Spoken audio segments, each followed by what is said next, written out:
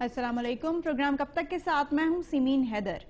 कौमी सलामती की पार्लिमानी कमेटी के इजलास में मुस्लिम लीग नून ने बायकॉट खत्म करके शिरकत की और इजलास में अमरीका से ताल्लुकात और नीटो सप्लाई की बहाली से मुतालिक सिफारिशात का असर-ए-नौ जायजा लिया गया।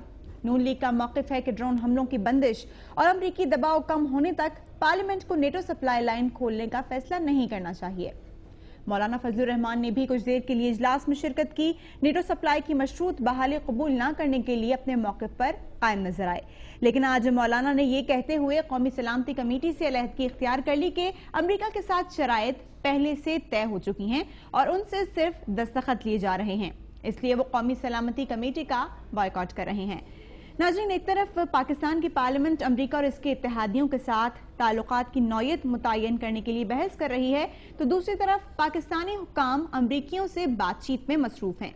कहा यह जा रहा है कि पाकिस्तान मशरूत तौर पर नेटो सप्लाई बहाल करने का ऐलान कर सकता है। एक तरफ अरकान पार्लियामेंट पाक अमरीका ताल्लुकात की नौयत मुतय्यन करने के लिए सर जोड़कर बैठे हैं और साथ ही साथ पाकिस्तान की दोनों बड़ी जमातों यानी पाकिस्तान पीपल्स पार्टी और मुस्लिम लीग नून के दरमियान सियासी महाजराई भी जारी है, जिसने सियासी माहौल को गरमा दिया है।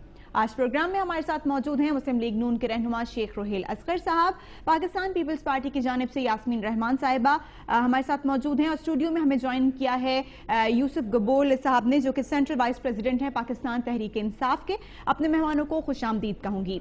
नाजरीन, आज बात होगी कि अमरीका के साथ ताल्लुकात क्या बराबरी की बुनियाद पर इस्तेवार हो सकते हैं, वो क्या शराइत होनी चाहिए कि जिनके एवज नेटो सप्लाई लाइन बहाल की जाए, और क्या पाकिस्तान इस काबिल है कि अमेरिका की आंखों में आंखें डालकर अपने मुतालिबात मनवा सके।